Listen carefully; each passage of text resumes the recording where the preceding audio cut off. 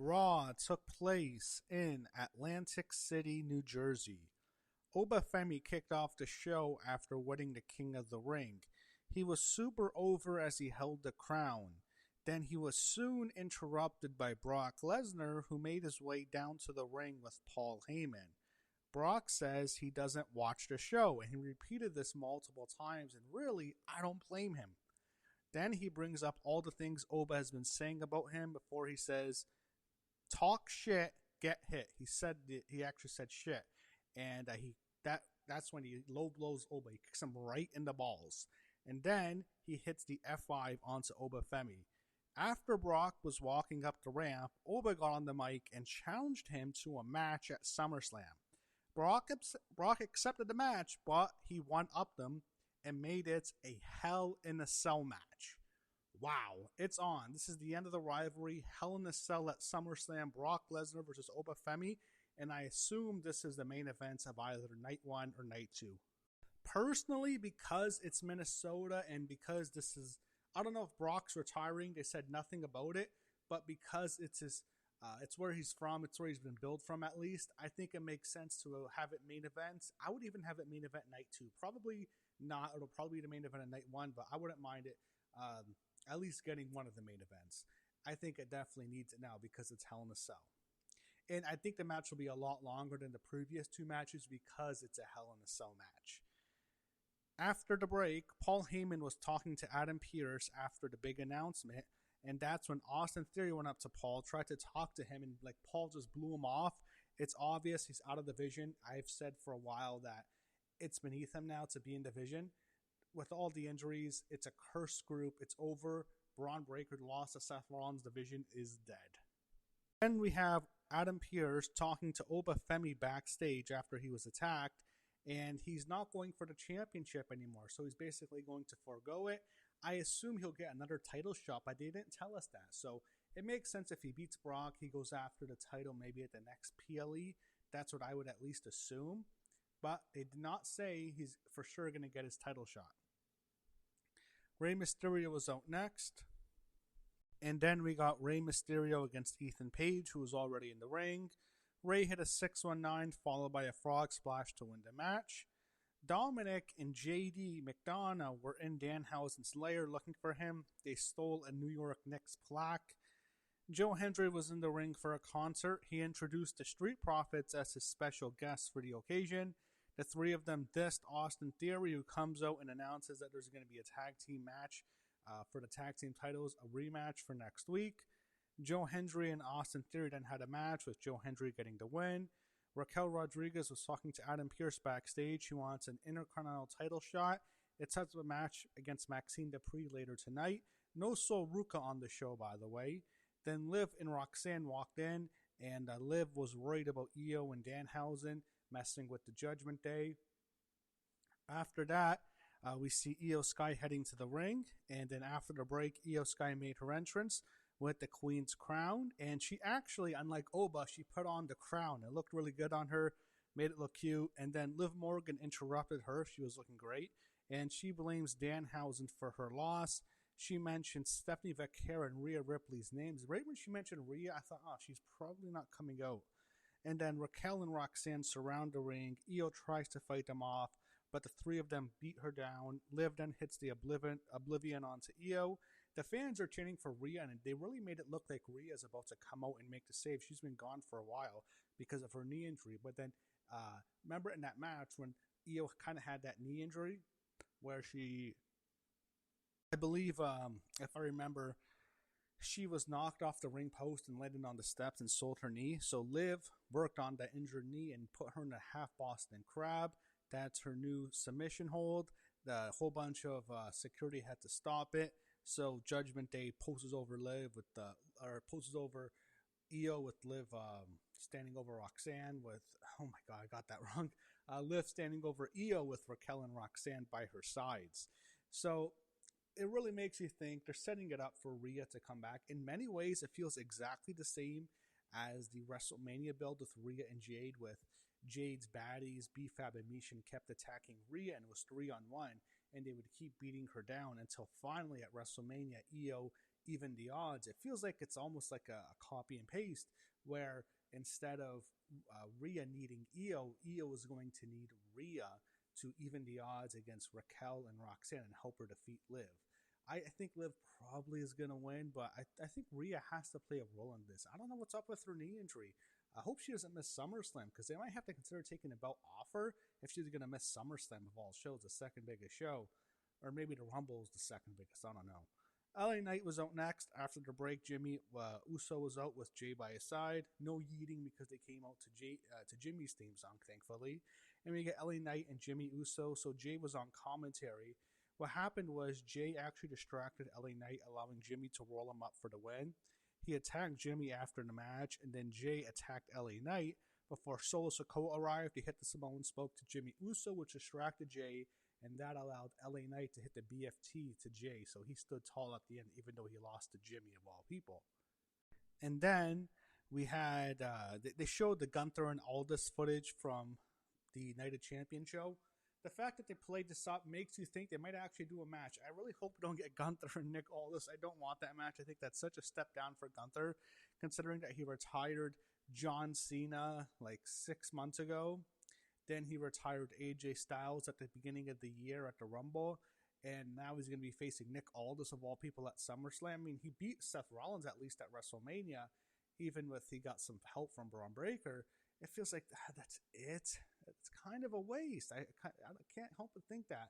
It really feels like a step down. He's facing Nick Aldis at SummerSlam. Maybe Aldis brings in someone. Maybe it's Punk. He has someone to fight for him on his side. He hires someone to fight Gunther. But I hope Gunther has something better at SummerSlam than that. So, also, the announcers announced that Aldis was on administrative leave, Gunther was sent home, and Adam Pearce is now running SmackDown for the time being. The Usos went up to Jacob Fatu backstage. He says he only takes orders from the OTC. Then he says he's going to SmackDown, which is in a couple of hours after the segment aired, to finish the issue he has with Solo. So I guess we might hear on the spoilers that something happened with Jacob and Solo. We got a Lyra Valkyria video promo after she turned on Bayley last week. Not much here. I liked how she she had no makeup on. It made her look like she was crazy and deranged. I'm interested in seeing what Lyra does now as a heel. As for Bayley, it wouldn't surprise me if we don't see her again, because I heard her friend, Mercedes, formerly Sasha, I think she posted a photo on her Instagram of the two of them having a match in the future in AEW, so it makes you think and it's well known her contract's up very soon, I think within a couple of months, so you might have seen the last of Bayley because they didn't mention her at all, and they kind of just glossed over her being attacked by Lyra, and it feels like Lyra's going to be on her own, and her attacking Bayley was almost them writing off her character off TV. That's what it felt like to me, so we'll see there. Maxine Dupree was walking backstage, and she walked by Chad Gable. She says she's still not sorry, but she apologized for how she handled it last week. We had Maxine Dupree against Raquel Rodriguez. Raquel smashed this chick. She crushed her. Raquel just hit the Tejana bomb. Folds up Maxine, 1, 2, 3. Total dominance by Raquel Rodriguez. Almost treating Maxine Dupree like a jobber. So I guess Raquel is going to get a shot at Sol Ruca next for the Women's Intercontinental Championship. Probably at Saturday Night's Main Events. That's where I assume they'll have the match.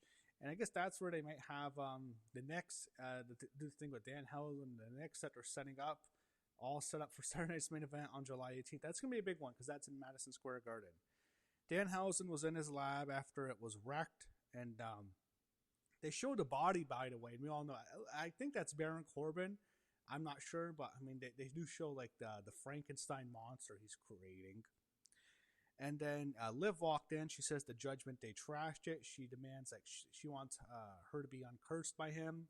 She blames him for her loss to Io, and he's she just walks off. And obviously, it's setting up the next to a system at almost said Night of Champions at the Saturday Night's Main Event show in the Garden to fight off the Judgment Day. That's where we're heading here. Chad Gable is out next, and we got Chad Gable against JD McDonough. So Dom was wearing a Knicks jersey by ringside. I guess they're in Atlantic City, so it's close. I guess are the Knicks the team there? I don't know. Didn't they used to have the Nets in New Jersey? I don't know if they still support them, but they're in Brooklyn now. But yeah. Anyway, they had that, and then Danhausen appeared. He caused Dom to chase him into the crowd, and then Gable submitted JD McDonough to the ankle lock, getting the win. Glad Chad Gable won. I just wish he had more to do. And his new theme song sucks, by the way. I hate it. It doesn't fit him. Then the heels open a briefcase, and that it was like powder or like pyro kind of came out of it.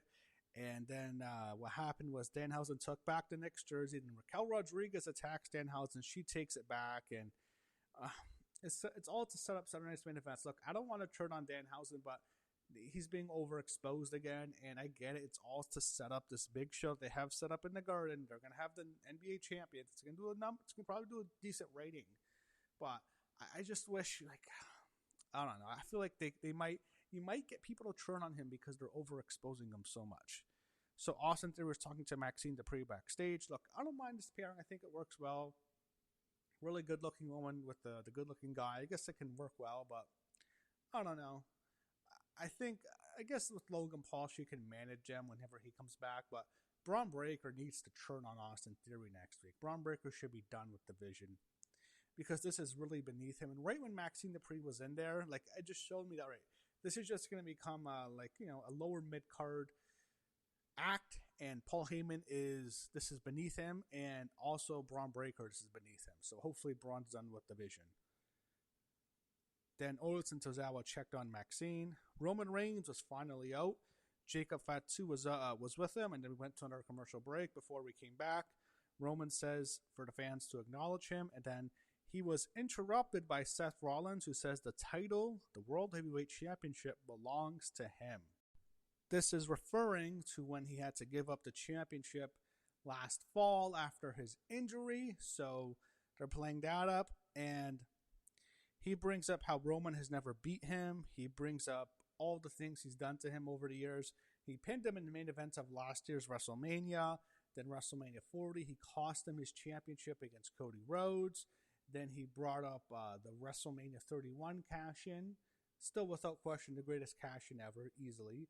And then, of course, breaking up the Shield in 2014.